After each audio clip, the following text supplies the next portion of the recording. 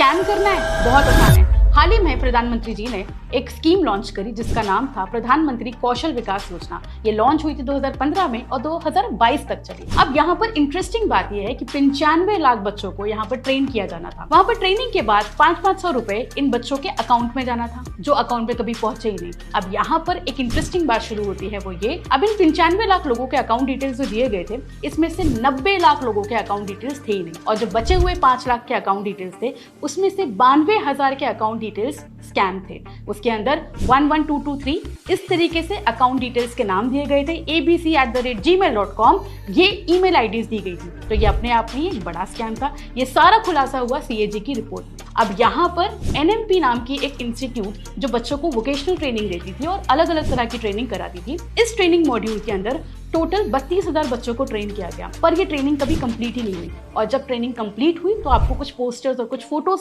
Government को भेजने होते हैं, ये दिखाने के लिए कि आपने ट्रेनिंग करी है। बट यहाँ पर चौंकाने वाली बात ये थी कि एक ही फोटो कम से कम 10,000 जगहों पर दिखाई गई। अलग अलग डिस्ट्रिक्ट के अंदर सेम फोटोज को लगाया गया और साथ में पीछे जो पोस्टर्स थे वो भी चेंज नहीं किए गए। इसी के साथ 33,000 लोगों को जिम की ट्रेनिंग दी गई। क्या आप ये बता सकते हैं जिम के अंदर कितने ट्रेनर्स होने चाहिए? सोचिए, 2, 3, 4, 33,000 लोगों को जिम इंस्ट्रक्टर बनाया गया टोटल 30 जिम के अंदर।